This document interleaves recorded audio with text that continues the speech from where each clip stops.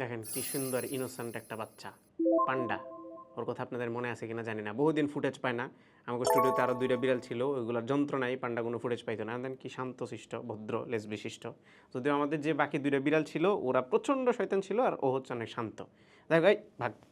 আজকে আমরা একটা গেমিং ল্যাপটপ নিয়ে কথা বলতে যাচ্ছি, এন্ড এই গেমিং ল্যাপটপটার যে ব্র্যান্ড নাম হচ্ছে এসিসি। এসিসি ব্র্যান্ডটা ফেয়ারলি নিউ, এবং এই ব্র্যান্ডের ল্যাপটপে বেশ কিছু ইন্টারেস্টিং পার্ট আছে। আর তার মধ্যে আমরা সবচেয়ে বেশি যে জিনিসটা পছন্দ করি সেটা হচ্ছে প্রাইস। এই ল্যাপটপটা একটা গেমিং ল্যাপটপ, এবং এটার প্রাইসটা বাজারে থাকা অন্যান্য যে ল্যাপটপগুলো আছে সেগুলো থেকে স্লাইটলি কম। কেন কম, এবং এই এসিসি ব্র্যান্ডটা আসলে কি, আমরা যে ল্যাপটপটা এখন দেখাচ্ছি আপনাদের সামনে, এটার পারফরমেন্স কেমন, এবং কম প্রাইসে যদি এই ল্যাপটপটা আপনি কিনেন তাহলে আসলে রেজাল্টটা কেমন পাবেন, এরকম আরও অনেক আলোচনা আজকের ভিডিওতে হতে যাচ্ছে। আর এই এসিসি ব্র্যান্ডের ইন্ট্রোডাকশনটা শুরুতে আপনাদেরকে দিয়ে নিই, যারা অনেক সাসপেন্সের মধ্যে আছেন। আসলে এসিসি একটা ওয়ালটনের সাব ব্র্যান্ড। ওয়ালটন ডিজিটেকের ল্যাপটপ এর আগেও আমরা দেখেছি, বাট এর আগে আমরা ওয়ালটনের ব্র্যান্ডিংয়ে দেখতাম, বাট এখন এসিসির ব্র্যান্ডিংয়ে দেখছি। সো এই ল্যাপটপটা গত প্রায় 1 মাস ধরে আমরা টেস্ট করছি, এবং 1 মাসের রিগোরাস টেস্টের রেজাল্ট আজকে আপনাদেরকে জানাবো। আর এই ল্যাপটপটা বাজারে থাকা অন্যান্য যে ল্যাপটপগুলো আছে সেগুলোর সাথে আসলে কম্পেয়ার করলে কোন জায়গাতে দাঁড়ায় সেই জিনিসটাই আপনারা আজকের এই ভিডিওতে জানতে পারবেন। সো চলুন আমরা প্রথমে এই ল্যাপটপের আউটলুকটা দিয়ে একটু শুরু করি। সো এটা যেহেতু একটা গেমিং ল্যাপটপ, টিপিক্যাল একটা গেমিং ল্যাপটপের মতোই এটার লুক। ব্ল্যাক কালারের একটা ল্যাপটপ এবং মেটালের তৈরি, যার ফলে মোটামুটি হেভিও। 2 কেজির উপরে, 2 কেজি 200 গ্রামের মতো হচ্ছে এটার ওজন। সো বেশ হেভি এবং বেশ থিক, মোটাসোটা একটা ল্যাপটপ। সো পোর্টেবিলিটির কথা যদি বলেন, গেমিং ল্যাপটপ জেনারেলি খুব বেশি একটা পোর্টেবল হয় না, একটু বাল্কি সাইজেরই হয়। এটার বেলায়ও সেম। এছাড়া এই ল্যাপটপের লিডটা এক আঙুল দিয়েই উঠানো যায়, কোনো ধরনের সমস্যা হয় না। হিঞ্জের কোয়ালিটিটাও মোটামুটি ভালোই লেগেছে, একটু সামান্য ওয়াবল করে ওঠানোর পরে এবং স্থির হয়ে যাওয়ার পরে, আর খুব বেশি একটা ওয়াবল করে না। এই হিঞ্জটাকে আপনি পুরো 180 ডিগ্রি পর্যন্ত নিতে পারবেন, তার মানে পুরো এক্সটেন্ড করে ফেলতে পারবেন। আই ডোন্ট নো এটা কি কাজে লাগিয়ে, যদি কেউ ইউজ করতে চান করতে পারেন। ল্যাপটপটার নিচের দিকে রাবার ফিট আছে, যেটা ল্যাপটপটাকে একটু সামান্য উপরের দিকে উঠায় যেন ভালো এয়ার পাস হতে পারে। ব্র্যান্ডিং খুবই মিনিমাম, পেছনের দিকে জাস্ট এসিসি লেখা আছে। ওয়ালটনের ব্র্যান্ডিং কোথাও দেখি নাই, জাস্ট ওয়ারেন্টি স্টিকারটাতে ওয়ালটন লেখা আছে, এবং নিচের দিকে ছোট্ট করে ওয়ালটন ডিজিটেকের একটুখানি জাস্ট ইনফরমেশন আছে।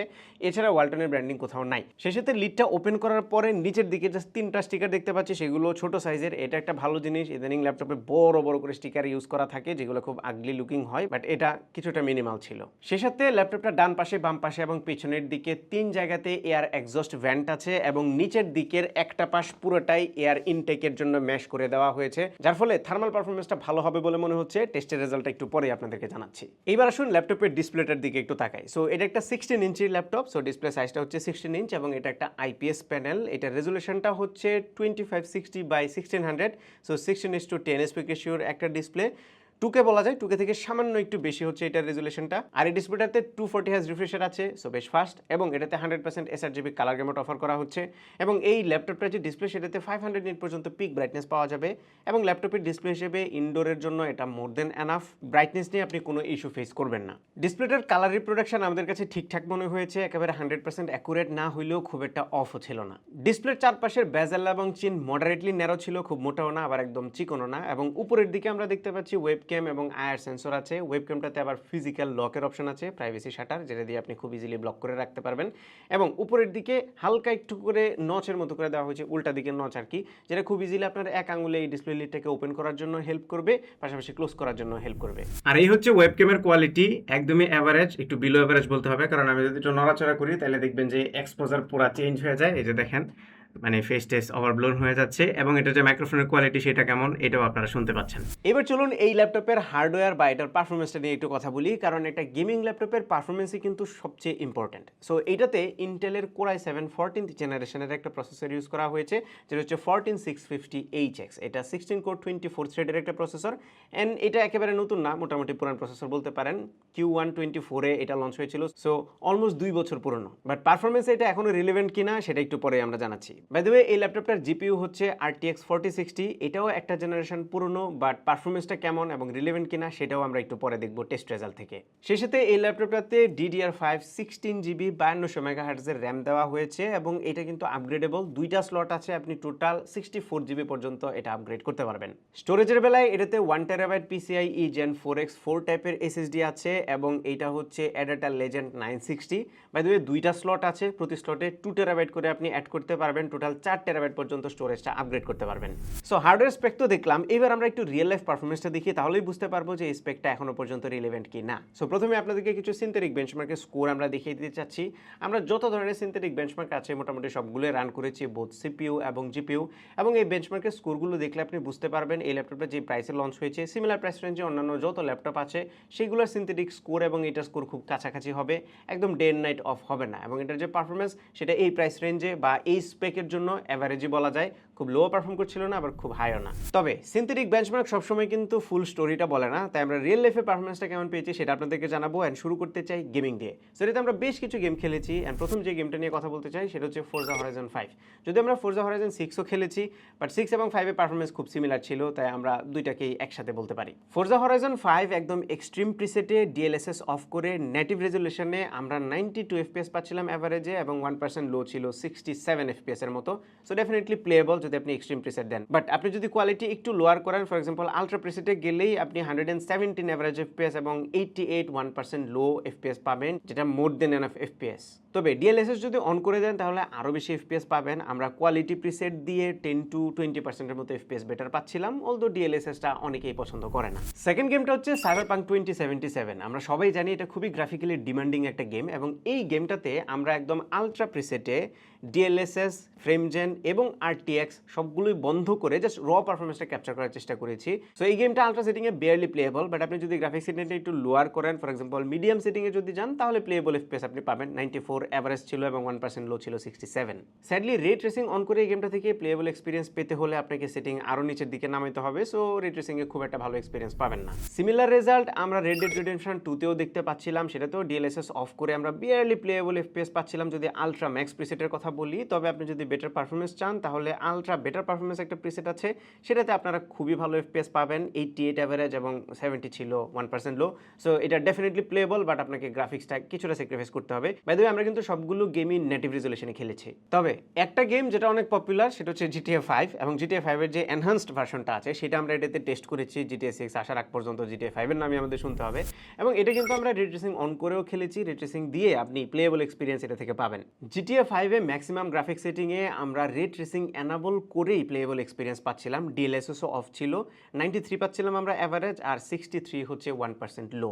ইভেন আপনি যদি গ্রাফিক সেটিংটা আর একটু কমান আর যদি রে ট্রেসিংটা অফ করে দেন তাহলে আরও বেটার এফপিএস পাবেন, এবং এই ল্যাপটপটা দিয়ে খুব ইজিলি আপনি জিটিএ 5 খেলতে পারবেন। ফাইনাল যে গেমটা আমরা খেলেছি সেটা হচ্ছে ফার ক্রাই 6, এবং এটাতে নেটিভ রেজুলেশনে আলট্রা সেটিংয়ে অ্যাভারেজে 76 এফপিএস আমরা পাচ্ছিলাম, আর 1% লো ছিল 61 এফপিএস। সো আলট্রা সেটিংয়েই প্লেয়েবল ছিল।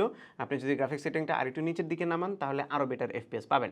তবে এই সবগুলো গেমেই আমরা আরেকটা জিনিস টেস্ট করেছিলাম, সেটা হচ্ছে চার্জে লাগিয়ে এবং চার্জ থেকে খুলে খেললে পারফরমেন্সের ডিফারেন্স কতটুকু আসে।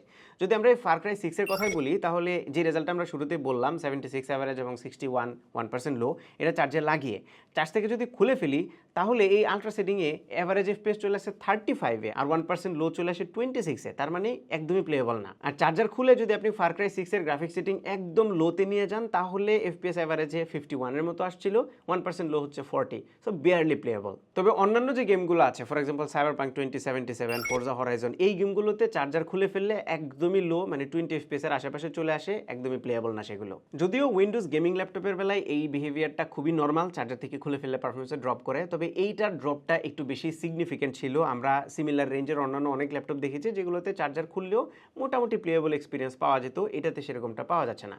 এর কয়েকটা কারণ আছে। প্রথমত, এই ল্যাপটপটার পারফরমেন্স কাস্টমাইজ করার জন্য একটা সফটওয়্যার আছে যেটার নাম হচ্ছে কন্ট্রোল প্যানেল, খুবই জেনেরিক একটা নাম, এবং এই কন্ট্রোল প্যানেলের ভেতর থেকে আপনি বেশ কয়েকটা প্রিসেট সেট করতে পারবেন। লোয়েস্ট পারফর্মিং যে প্রিসেটটা আছে সেটাকে অফিস মোড বলছে, এটা হচ্ছে কোয়াইট মোড, যেখানে ফ্যান টেন খুব একটা বেশি চলবে না, পারফরমেন্সও ড্রপ করবে।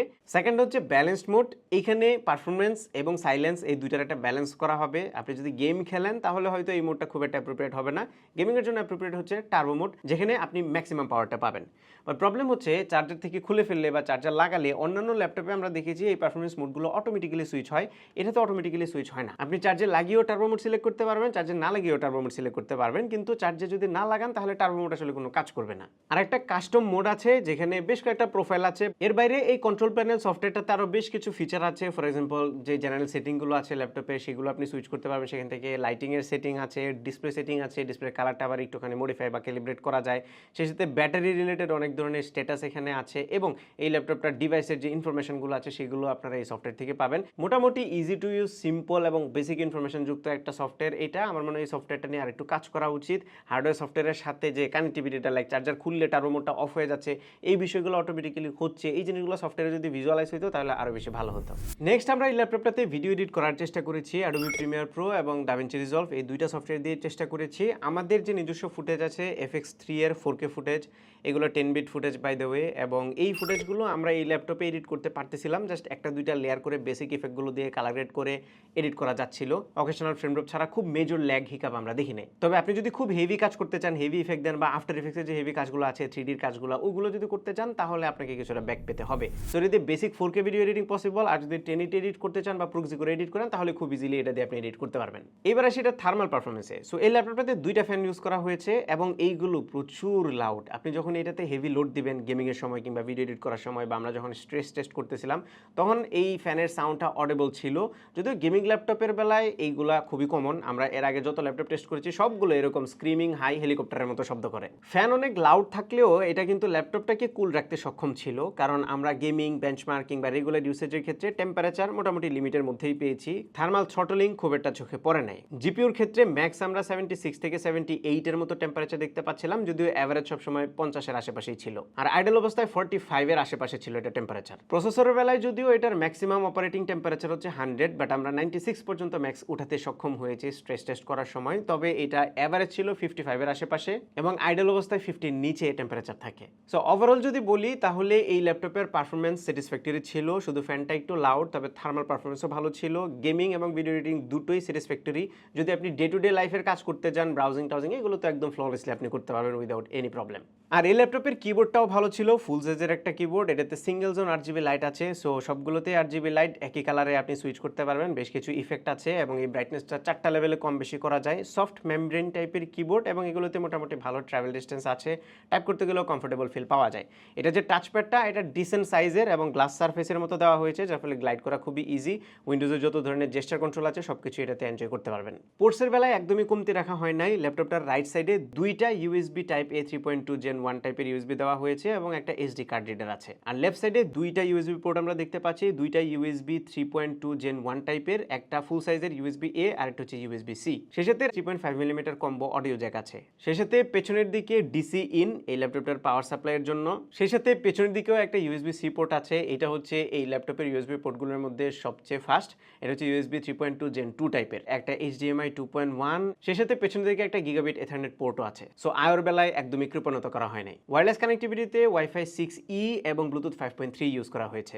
স্পিকারের বেলায় 2 ওয়াট করে দুইটা স্পিকার আছে এবং এগুলোতে নাহেমিক সাউন্ড আছে, যদিও এই স্পিকারটা খুব একটা লাউড ছিল না এন্ড সাউন্ডের কোয়ালিটি আরেকটু ইমপ্রুভ হতে পারতো। গেমিং ল্যাপটপে ইউজুয়ালি স্পিকার খুব একটা ভালো হয় না, এটাও একদমই অ্যাভারেজ পারফর্ম করছিল। সেই সাথে ল্যাপটপের বক্সের ভিতরে আপনারা একটা বেসিক ক্যারিং ব্যাগও পাবেন। আর এই ল্যাপটপটাতে 60 ওয়াট আওয়ারের ব্যাটারি ইউজ করা হয়েছে এবং এটাতে 240 ওয়াটের একটা চার্জার দেওয়া হয়েছে, বেশ বড় সড়ো এবং বাল্কি।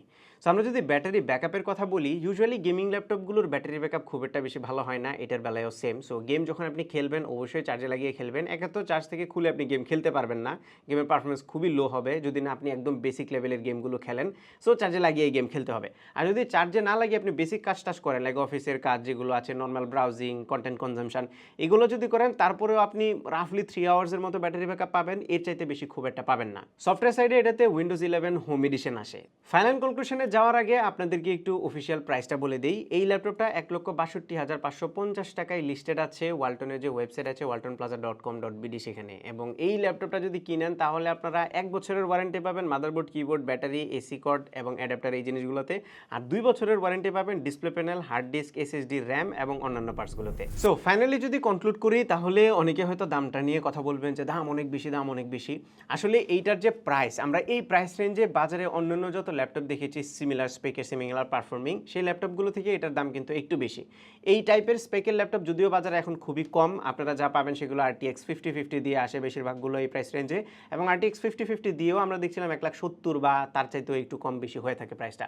সো হ্যাঁ, আমরা যদি স্পেক এবং পারফরমেন্সের কথা বলি তাহলে বাজারের অন্যান্য ল্যাপটপগুলো যেগুলো নামি দামি ব্র্যান্ড আছে সেগুলো থেকে সামান্য একটু কম প্রাইসে কিন্তু এই ল্যাপটপটা আপনারা পাবেন। আর এই ল্যাপটপটা যদি আপনি কিনেন তাহলে যেই জিনিসটা সবচেয়ে বেশি আপনার দরকার সেটা হচ্ছে গেমিং পারফরমেন্স, সেটাতে এই ল্যাপটপটা আপনাকে একদমই হতাশ করবে না, শুধু চার্জে লাগায় খেলতে হবে, এবং এইটাও সব ল্যাপটপের বেলায় কমন। যদি আপনি চার্জার থেকে খুলে ফেলেন তাহলে যে প্রবলেমটা হয় পাওয়ার ইস্যুতে, এইটা আমার মনে হয় ফিক্স করা উচিত ছিল। তার মানে সফটওয়্যারে যে মোডগুলো আছে সেগুলো আসলে প্রপারলি শো করতেছে না, এটা একটা ইস্যু। আর চার্জ থেকে খুললে আরেকটু বেটার পারফরমেন্স আমার মনে হয় এক্সপেক্ট করেছিলাম আমরা। এর বাইরে এই ল্যাপটপের বাকি যে জিনিসগুলো আছে সেগুলো মানে মোটামুটি ঠিকঠাকই ছিল, থার্মাল পারফরমেন্স খারাপ ছিল না, এইটার যে কিবোর্ড আছে, টাচপ্যাড আছে, ডিসপ্লে, এই সব কিছুর পারফরমেন্সই ভালো ছিল, এবং 16:10 অ্যাসপেক্ট রেশিও ডিসপ্লে হওয়ার কারণে আপনারা কিন্তু এটাতে অফিসের কাজকর্মগুলো ঠিকঠাক মতো করতে পারবেন এবং ভিডিও এডিটও এটা দিয়ে করা যাবে। ওভারঅল আমাদের সাইড থেকে এই ল্যাপটপটা রিকমেন্ডেড থাকতে পারে, যেহেতু অফিসিয়াল ওয়ারেন্টিও আছে, সো আপনারা নির্ভয়ে ল্যাপটপটা নিতে পারেন। এই ছিল আমাদের আজকের ভিডিও। আশা করি ভিডিওটা আপনাদের ভালো লেগেছে। যদি ভালো লেগে থাকে তাহলে ভিডিওতে একটা লাইক দেবেন, কমেন্ট করে জানাবেন কেমন লাগলো। আপনার ফ্রেন্ডদের সাথে শেয়ার করতে একদমই ভুলবেন না। আমাদের পেজে ফলো এবং চ্যানেলে সাবস্ক্রাইব করতে মাস্ট। দেখা হবে পরবর্তী ভিডিওতে। Till then take care. আসসালামু আলাইকুম।